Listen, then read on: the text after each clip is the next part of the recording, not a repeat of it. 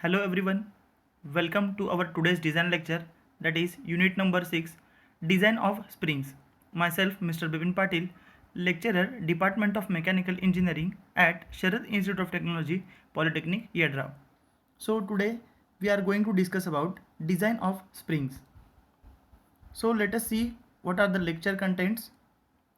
This particular lecture chapter is of 10 marks. So we are going to discuss about syllabus. Here you can see classification and application of springs, spring terminology, material specifications, stress in helical tension and compression springs. Then we are going to discuss about Wahl's correction factor, deflection of springs, energy stored in springs. Then we are going to discuss about design of helical tension and compression springs. Those are subjected to applied loads like IC engine walls, weighing balance, railway buffers, etc. So finally we are going to discuss in this chapter leaf springs and their construction and application. So starting with today's content, here we are going to discuss what exactly the spring is. A spring is an elastic body whose primary function is to deflect or distort under the application of load. When the load is removed, the spring restores its original shape. Here in GIF you can see the compression and tension and torsion spring. Here you can see that this one is compression spring, here the tension spring, and here the torsion spring. So coming to the definition of spring, spring is defined as an elastic member which offers a resisting force to externally applied load causing change in the shape and size, that is deflection and distortion, and it can regain its original shape and size when externally applied load is removed. Clearly you can see here in first step the compression is done, finally it comes to its original position. Here in tension spring it is in initial state, you can see here, and here you can see the torsional spring which is subjected to torque. So coming to the next content. So these are the types of springs. First of all, we are going to discuss about open coil helical spring or tension helical spring or extension spring. Second, closed coil helical spring or compression helical spring. Third, torsional spring, and fourth one, spiral springs. So first of all, we are going to discuss about compression helical spring. Among the four types, the plain end type is less expensive to manufacture.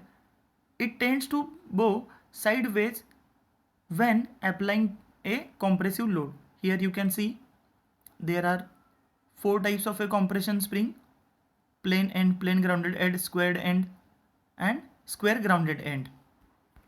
So next type, the helical extension spring.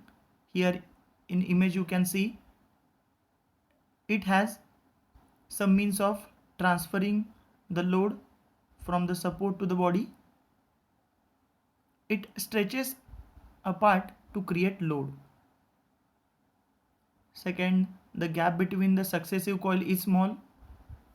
The wire is coiled in a sequence that the turn is at a right angle to the axis of the spring. The spring is loaded along the axis.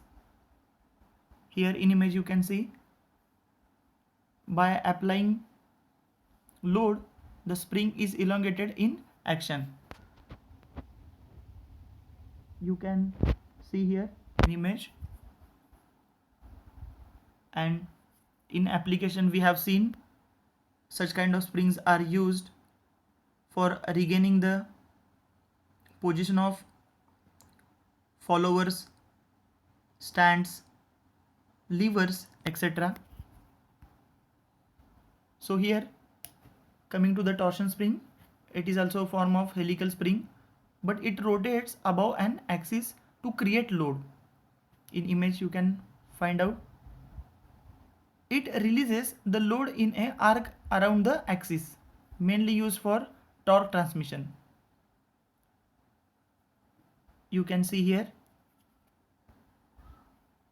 in home appliances or in clamps you have seen such kind of springs, mainly used for torque transmission. The ends of the spring are attached to the other application objects, so that if the object rotates around the center of spring, it tends to push the spring to retrieve its normal position. So when we are using some kind of clamps, we have used or we have seen such kind of springs in particular application. So these are the applications. You can see here the spiral spring. Here the shaft is connected with spiral spring, which stores the energy, and when it is released, it unloads or unwounds and gives the rotary motion to the transmitting gears. Here you can see. Second image, you can see the leaf spring. Such kind of springs are used in automobile applications. Here you can see how exactly the leaf spring is loaded under the axle, rear axle. Next, here the suspension system, the helical compression springs are used. This is the independent wishbone arm system. Here you can see, which are used in automobile vehicles. And secondly, you can see bevel springs. These kinds of springs are used where high spring rate is required and more stiffness is required, such as non-written valves or valves of safety or valves provided for safety provision, etc. So here specific applications of spring we can find here, the function performed by the spring and practical applications and examples. First of all, why springs are used and what is the function of the particular spring. So first of all, we are going to see to cushion, absorb or control energy due to shock or vibration. So the practical application is car spring, shock absorption, vibration damper. Second, to apply forces. Here you can see the practical application. We apply force in brakes of automobile. We apply forces in clutches of automobile. There, in that particular application, the spring is used. Spring loaded valve in IC engine, steam engines, compressors, etc. There the springs are used to apply the forces. And third, to measure forces. Actually we have seen in measurement also. For measurement of a force, the springs are used in spring balance, rope brake dynamometer to measure the engine power. Fourth, you can see to store energy, such as in watches and toys, spiral springs are used. Then to control motion by maintaining contact between two elements. Actually we have seen such a pair is cam profile. When cam is rotating, the follower is following that particular profile.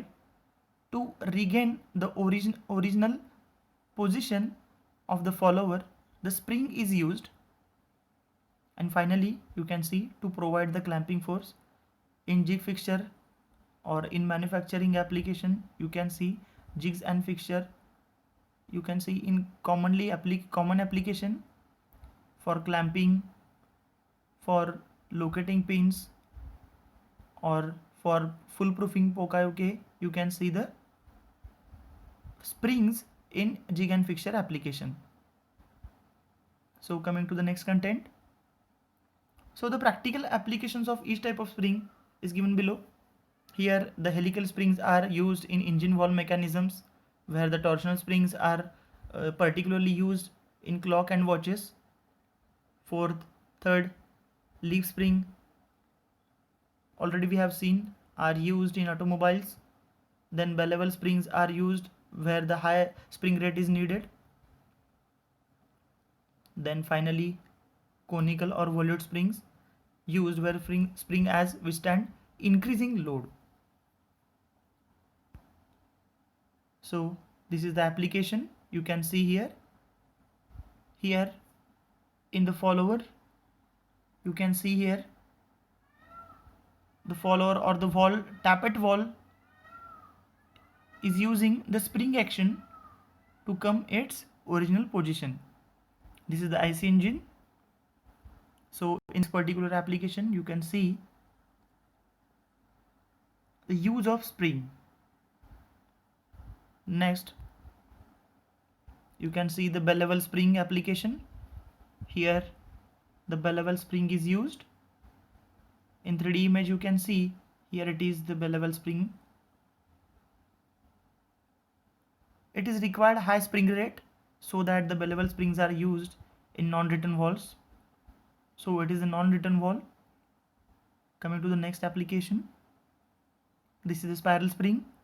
You can see how exactly when it is unwound it gives a rotary motion to that shaft. Okay, next you can see here the leaf spring application. The particular bounded strips are called leaf spring and it is used for shock absorption of a automobile. Here in dumpy roads you can see the road shocks are directly absorbed by this spring, not by the frame or the body, so that the perfect cushioning effect is achieved. So these are the particular applications of a springs. So we are going to discuss in upcoming lecture. So let us see what points we are going to discuss. Detailed classification of spring and their applications, advantages of helical spring, difference between tension spring and torsion spring, then the material used for spring, there are desirable properties, and finally the types of ends of helical compression spring. So this is all about today's lecture. So thank you. So this is all about today's lecture. If any queries or doubts, ask in comment below. Thank you. Thank you very much.